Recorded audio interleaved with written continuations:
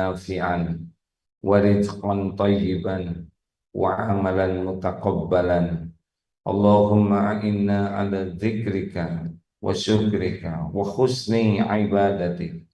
اللهم إنا نسألنا كاملا ويقينا صادقا وقلبا خاشعا. يا مقلب القلوب ثبت قلوبنا على دينك. Duhai yang maha menatap, berkahi pertemuan ini. Limpahi kami dengan ilmu yang manfaat, ilmu yang menambah keyakinan kami kepadamu, ilmu yang bisa menjadi bekal amal soleh kami. Bukakan hati kami ya Allah agar kami memiliki iman yang sempurna, keyakinan kepadamu yang benar, lurus, hati yang selalu khusyuk. Tolonglah ya Allah agar hati ini selalu ingat padamu, selalu bersyukur padamu, dan bisa mengabdi kepadamu dengan sebaik-baik ibadah. Ya Allah yang membulak-balik hati, tetapkan hati ini dalam agamamu. Allahumma Rabbana, Allahumma ati nufusana taqwaha. Ya Allah, berikan kepada kami jiwa yang takwa, wazakiha, dan bersihkan, sucikan jiwa kami ini. Anta khairu man zakaha. Engkaulah ya Allah sebaik-baik yang kuasa mensucikan jiwa ini. Anta maulaha waliyuha wa maulaha. Engkau pelindung dan pemelihara jiwa kami ini, ya Arhamar Rahimin.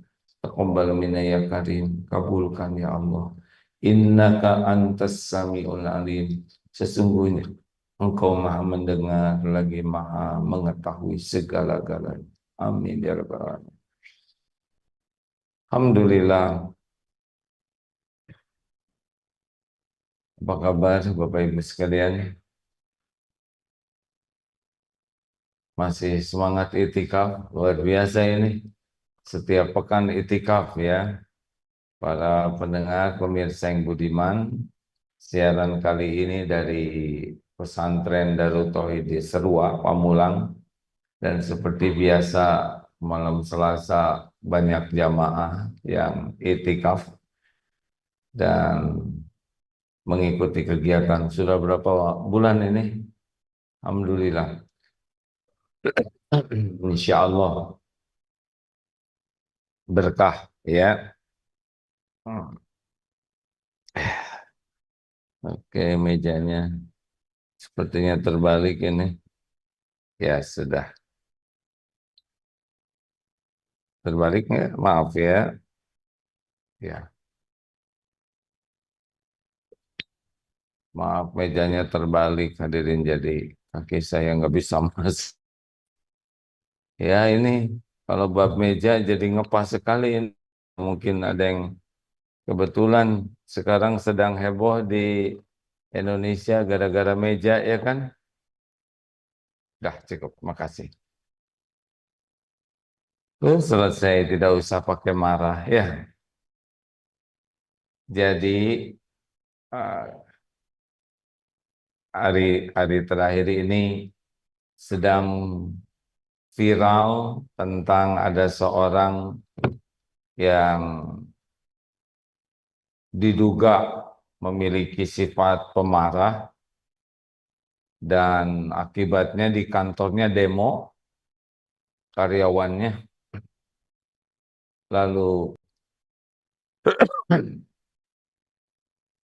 sampai kendaraannya juga pada mencegat sedemikian rupa lah. Ingat saya tidak nyebut nama, tidak nyebut eh, seseorang, tapi kejadiannya silakan lihat sendiri. Tidak ada kejadian yang sia-sia, tidak ada kejadian tanpa hikmah. Kita tidak berniat bergibah karena ini sudah diketahui banyak orang lewat media. Apa hikmahnya? Jelas sekali bahwa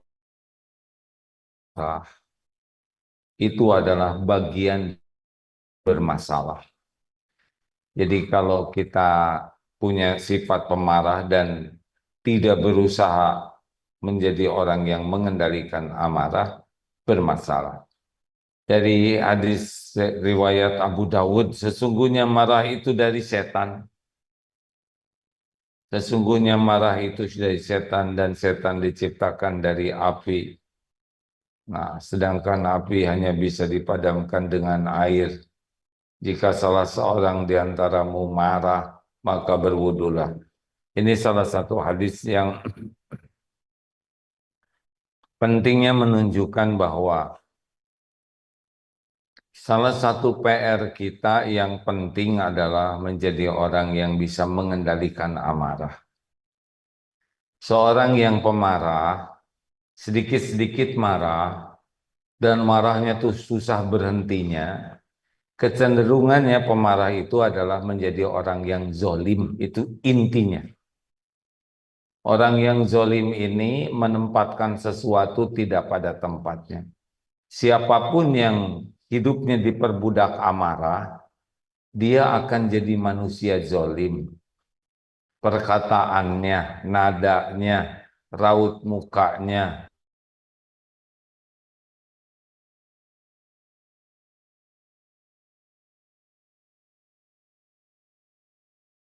paling berbahaya adalah pemimpin pemarah. Kalau seorang pemimpin pemarah, dia tidak bisa adil, dia akan menjadi bagian dari sumber masalah, bukan sumber solusi. Seorang pemimpin akan mulia kalau dia bertindak adil, menempatkan sesuatu pada tempatnya. Nah, orang yang pemarah tidak bisa. Tidak bisa karena la'ammaratun bisu, marah itu selalu membawa kepada keburukan. Jadi kalau seseorang sudah dikit-dikit marah, marah-marah terus sepanjang hari marah, ini sumber masalah. Rasulullah SAW tidak seperti itu. Dan ciri ahli takwa, alladzina yunfikuna fis sarra'i wad dharra wal kadhiminal ghaidha wal 'afina 'anil nas wallahu yuhibbul muhsinin. Ali Imran 134, ciri orang takwa diantaranya adalah bisa menahan amarah, memaafkan, dan Allah mencintai orang yang berbuat kebaikan. Jadi mudah marah, makin marah-marah terus, tidak bisa reda takwaan. Sedangkan takwa itu adalah orang yang dimuliakan Allah dan dia akan dibimbing oleh Allah. Pemimpin itu kan akan hebat kalau dibimbing Allah. Jadi solusi itu bukan karena pintar, solusi itu bukan karena hebat, solusi terbaik itu kalau dibimbing oleh Allah. Makanya seorang pemuda bertakwa seperti Usama bin Zaid, usia 18 tahun dipilih jadi panglima. Muda terpilih bukan karena mudanya, tapi karena ketakwaannya. Orang bertakwa, wa may yattaqillaha yaj'al lahu makhrajan, akan dibimbing oleh Allah dalam menghadapi hidup ini. Barang siapa yang bertakwa, baginya jalan keluar, pikirannya, lisannya, sikapnya, sehingga menjadi solusi. Nah, ciri orang takwa itu bisa mengendalikan amarahnya. Jadi kalau seseorang mempemarah dan terus-menerus, beliau ini benar-benar akan jadi bagian dari masalah, bukan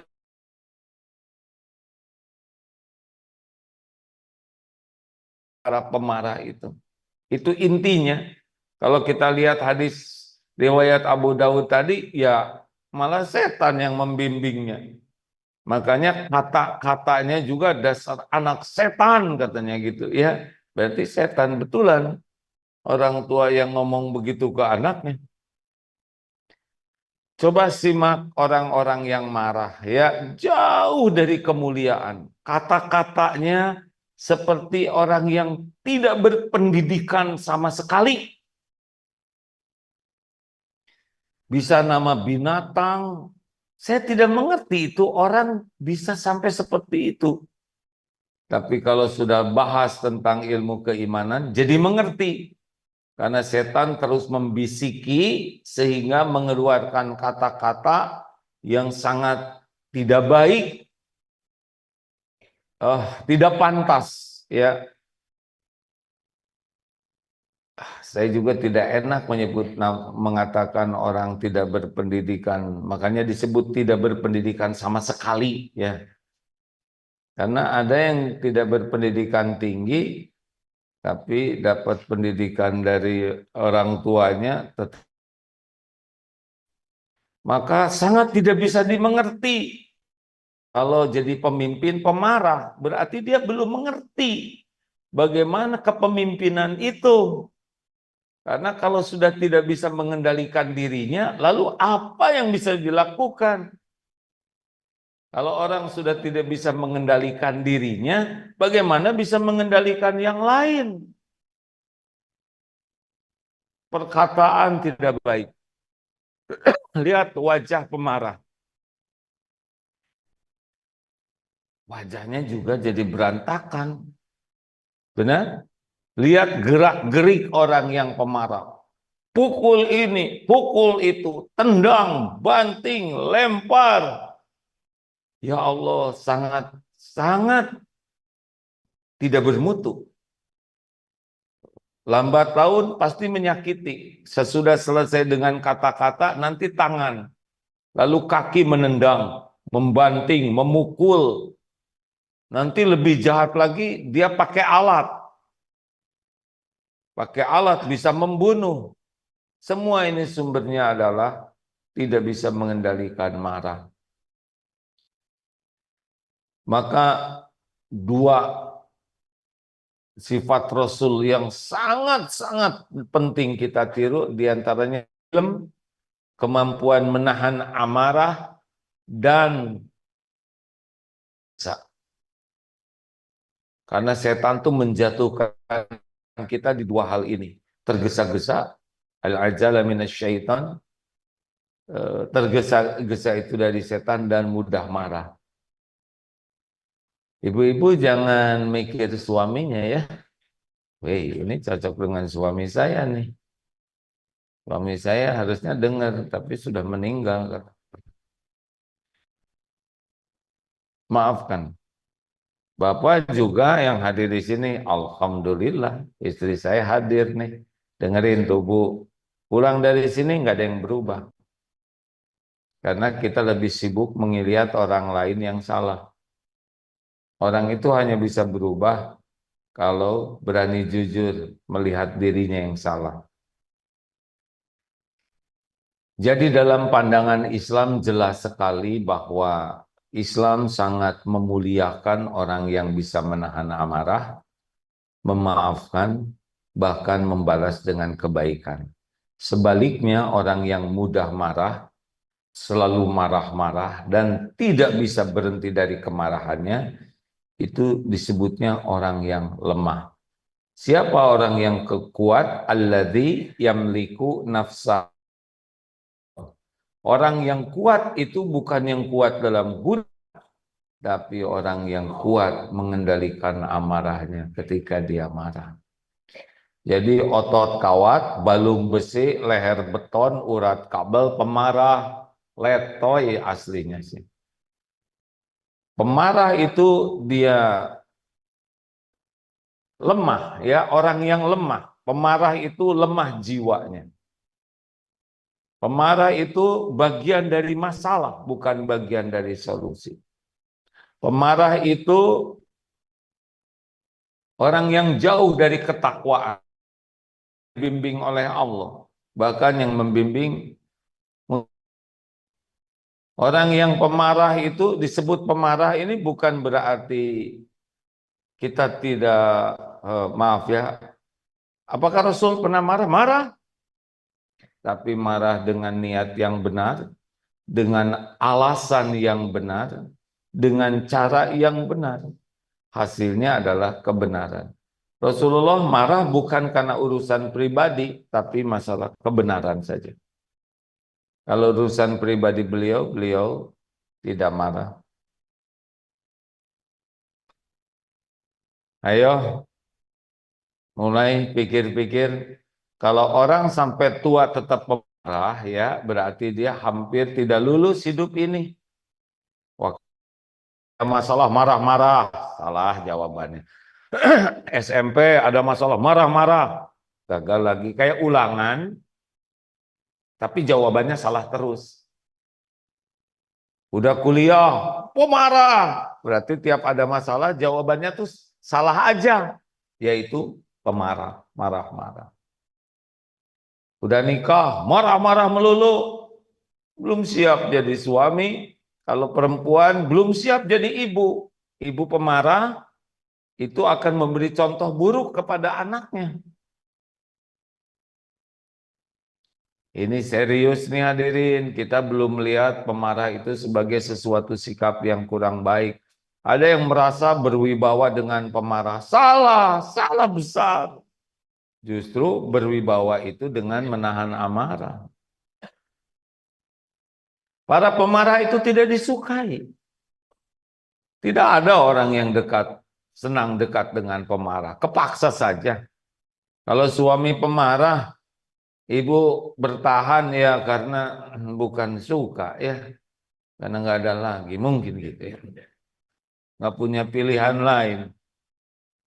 Demikian pula STI, suami takut istri. Nggak suka sama istri pemarah. Suami bertahan karena mau nolong saja. Seneng sih, enggak. Enggak ada. Fitrahnya manusia itu bukan dengan kekasaran. Fabima rahmati minallah lintalahum walau kunta faddan ghalidal qalbi lan faddu min haulik. Ali Imran 195. Hanya dengan rahmat Allah wahai Muhammad engkau bersikap lemah lembut. Kalau kasar keras lan faddu min haulik. Suami kasar, istri kasar yang hatinya keras, orang menjauh, tidak suka. Orang itu mau dekat kepada yang lembut hati. Itu memang begitu sunnatullah. Kenapa jadi pada mikir begini? Hati-hati ya. Galak itu tidak keren sama sekali. Orang marah-marah tuh sedang mempermalukan dirinya, sedang membuka aibnya. Nih saya orang lemah nih, para pemarah. Nih saya orang yang ditipu setan. Nih saya manusia zolim, saya lemah. Karena orang lemah itu akal sehatnya turun. Turun. Makanya bisa bicaranya baik. Karena akal ngedrop. Kalau ngambil keputusan pasti zolim. Zolim. Ya sudah kalau begini, saya mau pergi. Udah pergi kemana ya? Saya mau keluar saja dari pekerjaan ini. Udah keluar susah cari kerjaan. Ya sudah kamu pergi. Udah pergi, aduh tinggal sendiri. Orang yang tergesa-gesa akibat marah akan banyak penyesalan dalam hidupnya. Ada lagi kerugian marah.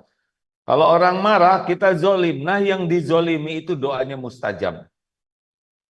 Para pemarah bisa ditimpa bertubi-tubi masalah karena doa orang yang dizolimi. Saya tidak menganjurkan kita mendoakan buruk kepada yang pemarah. Bukan itu goalnya. Tapi kalau kita sedang menyakitin orang, kita harus siap menerima akibat kemarahan kita. Doa orang yang dimarahi itu diijabah oleh Allah. Bisa celaka. Apalagi kerugian pemarah, yang jelas pemarah itu bisa termasuk muflis, bangkrut. Dia sholat, dia saum, dia itikaf tiap malam Selasa, dia tahan sedekah, aktif ke pengajian, tapi marah-marah melulu, termasuk di masjid. Ini siapa yang ngedudukin sajadah saya? Saya udah ngaping di sini. Waduh, ngambek lah. Pas mau ngambil tomat, tomatnya tinggal satu. Marah. Padahal baru selesai tobat. Iya kan, sudah tobat, kumat, jadi tomat.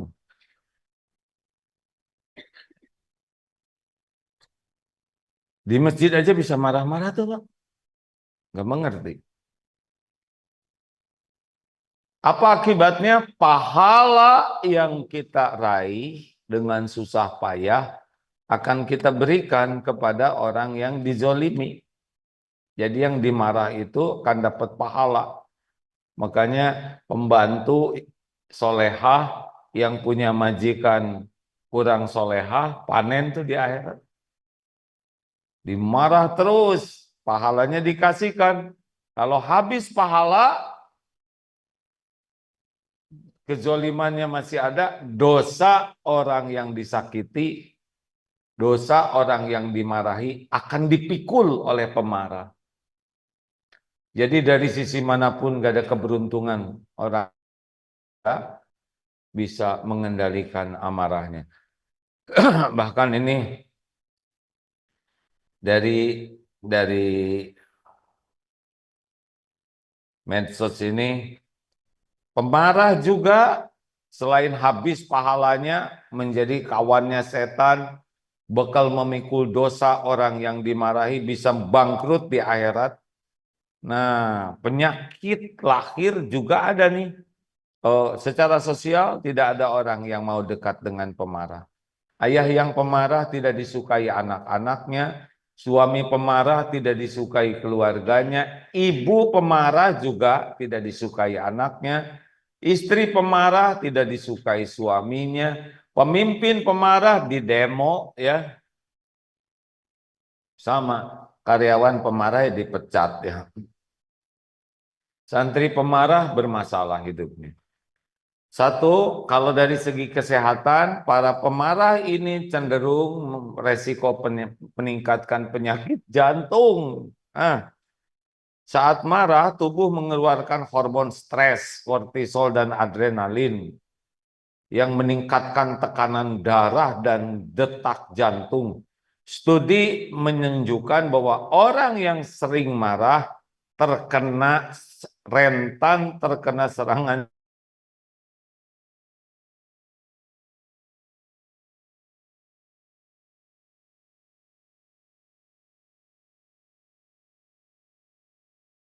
Oh, ini dia pemarah. Lihat yang stroke, oh ini pemarah.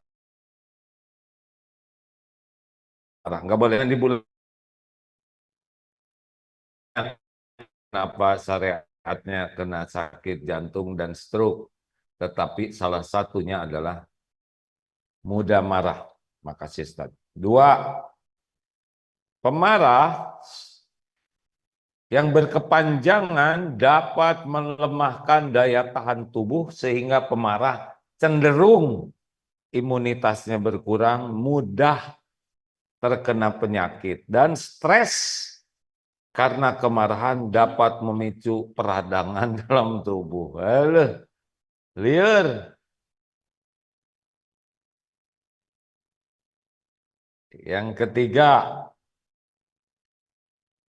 kemarahan yang sering menyebabkan merusak otak dan stres kronis. Kemarahan yang sering terjadi merusak bagian otak yang berfungsi mengontrol emosi dan logika. Jadi para pemarah ini rusak otaknya nih. Logikanya jadi enggak beres dan kendali kepada emosinya jadi lemah. Dan orang yang seperti ini, pemarah ini jadi impulsif. Jadi mudah sekali meledak-ledak dan sulit berpikir jernih. Jadi para pemarah terleneng saja. Namanya liwe, lirwai. 4. Pemarah itu dapat mengganggu pencernaan. Saat marah, tubuh melepaskan hormon stres yang bisa mengganggu keseimbangan asam lambung yang dapat menyebabkan gastritis atau maag. Oh, mah, ini ya. Dan stres juga dapat menyebabkan diare juga sembelit akibat ketegangan otot usus. Kebayang, hei, si ususnya jadi ngejepret, jadi tidak bisa setor. Atulah, ini teh izin Allah semuanya. Jadi para pemarah, tapi awas ya, sekali lagi jangan lihat yang diare. Oh, ibu diare ya, berarti ibu pemarah. Nggak boleh, nggak boleh. Kita hukum aja. Yang diare itu sedang digugurkan dosanya, ya. Makanya harus dipelajari nih yang sering sakit mah. Kayaknya pikirannya mudah emosi. Ini yang kelima. Dapat menyebabkan penuaan dini. Ah, kenapa dini jadi korban? Jadi hati-hati nih ya, dini ganti nama. Karena orang marah bisa menyebabkan dini cepat tua. Astagfirullah. Nah, ini nggak nyambung kok jadi ke dini ya. Jadi menyebabkan penuaan dini. Jadi kalau ada Neng Dini tua itu gara-gara lingkungannya pemarah. Ya. Hormon stres akibat marah bisa mempercepat kerusakan sel yang dapat menyebabkan kulit cepat keriput, rambut rontok, dan penuaan dini. Dengar ya, kita pasti tua, pasti keriput yang ada umurnya. Jangan, wah ya nenek-nenek pemarah nih. Dia keriput sekali, ya iya ada umurnya 92 ya. Jadi jangan dibulak-balik ya. Bagi emak-emak yang ingin awet muda dan aki-aki yang ingin awet aki, kurangi marah. Hindari sifat pemarah ya. Berarti benar nih yang saya ceritakan bapak-bapak 80 tahun itu, ingat tidak? Yang 70 tahun. Bah, kok abah awet muda, umur 70 tahun, seger terus, fit. Kata kakek ini, saya sih resepnya mah tidak suka berdebat, tidak mau berbantah-bantahan, apalagi bertengkar. Berbantah-bantahan juga enggak. Oh gitu ya, Bah ya. Jadi menurut Abah, kalau kita tidak berdebat, kusir, tidak berbantah-bantahan, jadi awet muda, jadi sehat, ya mudah-mudahan gitu. Tapi menurut saya sih, nggak mungkin lah. Masa hanya dengan tidak berbantah-bantahan jadi sehat, jadi awet muda, jadi segar. Nggak mungkin lah, Bah. Tahu jawaban Abah ini apa? Saya setuju dengan pendapat saudara. Beres saja. Udah dibilangin nggak mau berdebat ya kan. Orang nggak setuju ya nggak apa-apa. Tenang weh. Aki, jangan jengkel ya. Ini udah mau makan, udah ribut. Makan apa ya? Nasi goreng. Jangan nasi goreng nggak enak. Tapi kan enak kok ribut. Belum juga makan, udah ribut. Lagi makan, Pak dikunyah dong Pak. Ini juga dikunyah, masa ini nggak dikunyah? Ribut lagi. Selesai makan, Pak beresin. Loh, memang tugas siapa? Ribut. Ya loh, sampai mau tidur juga. Awas loh Pak, jangan berdebat, kata Agim. Emang siapa yang berdebat? Yang buruk ribut lagi hadirin. Jadi gimana dong? Oh, yang 80 tahun. Kek, kok kakek seger terus, fit terus, pada 80 tahun. Kata si kakek, saya sih kuncinya dua. Satu, saya tidak mau marah-marah kecuali untuk urusan penting. Yang kedua pakai, yang kedua ternyata urusan duniawi ini nggak ada yang penting, beres. Jadinya nggak marah sih kakek. Pakai spionnya tuh, copot, ada yang maling, biarin, beli lagi, beres aja.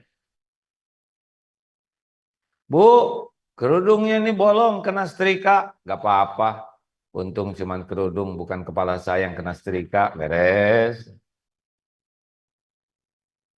Abah, listrik bayarnya mahal, gimana ya? Cabut. Hah, dicabut gelap dong, bayar, beres aja. Nih beli duren busuk, biarin. Kita udah ngasih rezeki sama tukang duren. Kasihan, untung dia cuma dikit. Tapi kita nggak makan duren dong, nggak apa-apa. Nggak makan duren nggak akan apa-apa. Ngasih rezeki cacing, beres. Gimana jalan macet? Alhamdulillah, kesempatan buat ngaji di jalan lebih banyak, beres. Masa semua dibikin ribut? Ibu, masa mau dibikin ribet? Hah? Ada sebelahnya yang kentut udah beres. Ya apa-apain juga udah selesai masalahnya ya kan.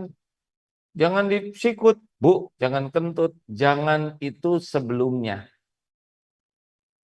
Kalau sudah ya udah beres ya kan. Tapi bau berarti udah kesedot ya kan. Udah habis oleh ibu. Udah selesai masalahnya, tinggal apa? Tinggal bersyukur. Alhamdulillah berarti saya nggak kena COVID. Lihat si ibu lagi nunduk aja malu. Baik sangka. Pasti nggak ada niat, betul tidak? Cuman kan itikaf semalaman, jadi ya lagian jendela di sini kan nggak ada pintunya. Kita tinggal dibisiki aja baik-baik, Bu, tenang. Ada yang dengar kok, gitu. Jadi tenang sih Ibu. Halo. Kalau harus bayar ya bayar aja, nggak usah dipikirin ribet. Kalau nggak ada ya bayar. Ayo santri, jangan ribet hidup ini ya. Relax aja. Bukan santai, relax. Kalau santai kegerakan, kalau relax itu hatinya yang relax. Gak usah segala dimasukin ke hati, gak usah segala bikin jengkel. Kita harus berdamai dengan ketidaksempurnaan. Kita perbaiki, kita usahakan semuanya baik, tapi ya nggak usah pakai stres lah. Setuju? Apalagi nih kelompok saya nih, aki-aki nenek-nenek, udah tinggal nunggu pulang beberapa waktu lagi. Mau ngapain? Marah-marah, jadi dosa, ngabisin pahala. Udah, senyum aja, ngalir saja, bikin enak. Betul tidak? Tetangga saya ngomongin ya nggak apa-apa, mulut-mulut dia, suara-suara dia, kenapa kita yang pusing? Nggak ada kerjaan mikirin omongan orang. Nabi aja yang mulia dihina, masa kita nggak ada yang menghina? Biasa aja, sakit hati itu bukan karena dihina orang, sakit hati itu karena kita nyakitin diri sendiri. Siap-siap, Abah, siap-siap perkataan nenek yang kurang ini ya. Abah, jangan centil loh. Di pesantren banyak santri. Ya udah, itu berarti nenek cemburu ya. Senyum aja, ya nek. Insya Allah abah nggak akan naksir santri. Santrinya juga takut lihat abah ya kan. Dibuat lebih rileks aja hidup ini. Kalau sedang ngomel ya dengerin, anggap aja radio lagi korsleting, gitu aja.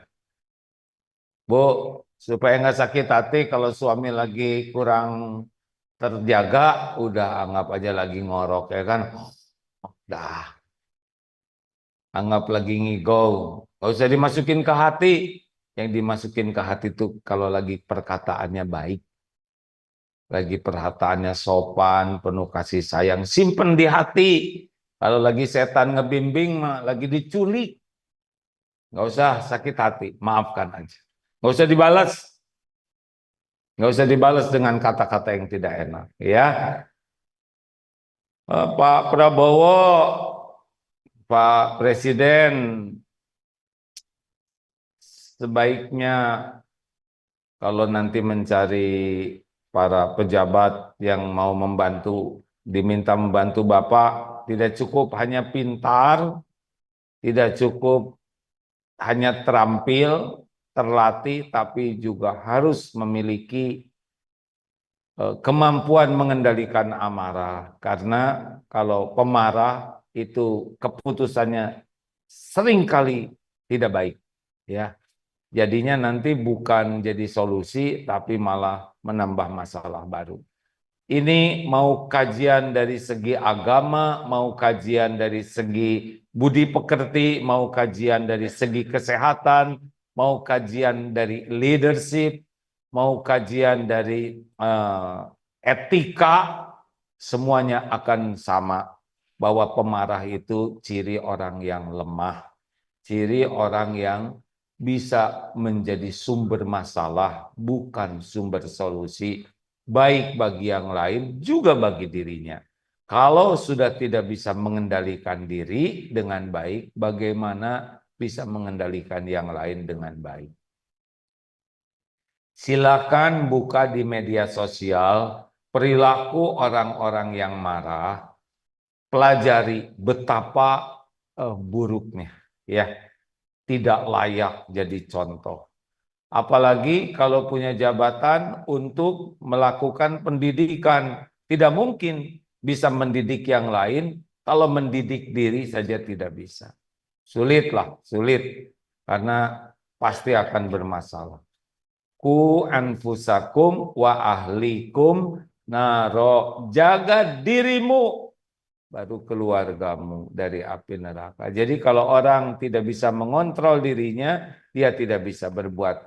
Mungkin ada beberapa kebaikan-kebaikan lain, tetapi secara umum pemarah itu akan menimbulkan masalah. Dan akan terus-menerus, ya, keputusannya akan cenderung zolim.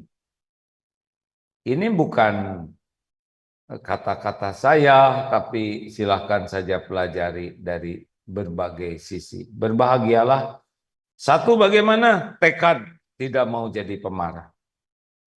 Kita bisa marah dengan alasan yang benar, dengan niat benar mencari keridhaan Allah, dengan cara yang benar. Nanti ada waktunya kita bahas, ya.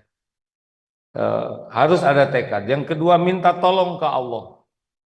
Allahumma inni a'udzubika min munkaratil akhlak wal a'mal wal ahwa wal adwa. Ya Allah, saya berlindung kepadamu dari mungkarnya akhlak, amal, hawa nafsu, penyakit. Allahumma inni as'aluka fi'lal khairat wa tarkal munkarat. Itu yang pendeknya. Minta dimudahkan berbuat kebaikan-kebaikan dan menjauhi, meninggalkan kemungkaran-kemungkaran. Allahumma hdini li ahsanil akhlaq la yahdi li ahsaniha illa ant wasrif anni sayyi'aha la yasrifu anni sayyi'aha illa ant. Ya Allah, tunjukkan padaku akhlak yang baik, tiada yang dapat menunjuki selain Engkau, dan palingkan dariku akhlak yang buruk, tidak ada yang dapat memalingkannya selain Engkau. Minta. Kemudian bermujahadahlah, ya. Latih, siapkan hati menghadapi perkataan yang tidak enak, sikap yang tidak sesuai, keadaan yang tidak seperti harapan. Siapkan hati, ya. Berdamai dengan ketidaksempurnaan, walaupun kita berusaha untuk menjadi baik dan menjadi lebih baik segalanya, tapi kita harus siap menerima kenyataan hal-hal yang tidak cocok, perbaiki tanpa marah-marah. Setuju? Ustadz Mulyadi sudah bersama kita belum nih? Izin 545 Ustadz akan bergabung. Baik. Beberapa menit lagi. Terima kasih. Alhamdulillah, Palestina sudah ditakdirkan ada gencatan senjata. Kebaikan apapun hanya dari Allah. Terbukti betapa negara yang katanya serba hebat dalam segala hal, tentara terkuat, didukung oleh negara adidaya dan negara-negara Eropa. 1,5 tahun tidak sanggup untuk meluluhlantakan tempat yang diblokade dengan senjata takwa. Ya, ketakwaan itulah sumber kekuatan, sumber solusi, sumber kemuliaan. Dunia sekarang terbuka, bagaimana mungkin ya bisa kalah yang dinilai secara perhitungan duniawi sangat canggih. Tidak ada apa-apanya. Katanya itu Presiden Trump mau memindahkan rakyat eh, Palestina ke Indonesia itu namanya ngigau, ya. Kalau Allah, Palestina milik Allah sepenuhnya. Satu ayat sangat penting atau ayat 51 yang dipegang oleh rakyat Palestina di antaranya ini. Kullai yusibana illa ma kataballahu lana huwa maulana wa 'alallahi falyatawakkalul mu'minun. Katakanlah sekali-kali tidak akan menimpa kami kecuali apa yang telah ditetapkan Allah untuk kami. Dialah Allah maula kami, pelindung kami, dan kepadanya lah orang-orang beriman bertawakal. Luar biasa. Malu itu harusnya ya negara-negara yang menyokong. Asal tahu saja hadirin bahwa kejadian ini bukan karena 7 Oktober, karena dari tahun 48, 75 tahun yang lalu. Jadi kejadian, kalau saja Israel tidak tidak merebut tanah Palestina, tidak ada perlawanan. Karena Israel itu adalah, asalnya tidak ada, tetapi mencaplok tanah Palestina, itulah yang menyebabkan terjadinya perlawanan. Indonesia pun begitu, ada yang mencaplok, pasti akan melawan. Jadi ini sama sekali bukan tindakan terorisme, tapi ini tindakan sah terhormat melepaskan diri dari penjajahan. Dan kita sepenuhnya mendukung saudara kita melepaskan diri dari kebiadaban, penjajahan, genosid. Cukuplah Allah sebagai penolong. Siap-siap. Kita akan mengumpulkan dana lagi untuk Palestina. Kita nanti 1 bulan ini kita akan lebih intensif karena sekarang sudah dibuka koridor, bisa mengirim lebih banyak bala bantuan makanan dan keperluan lainnya. Silakan Ustadz, Fadol, jam 5.45. Terima kasih seluruhnya. Siapkan ya yang terbaik sedekah untuk saudara kita di Palestina. Assalamualaikum warahmatullahi wabarakatuh.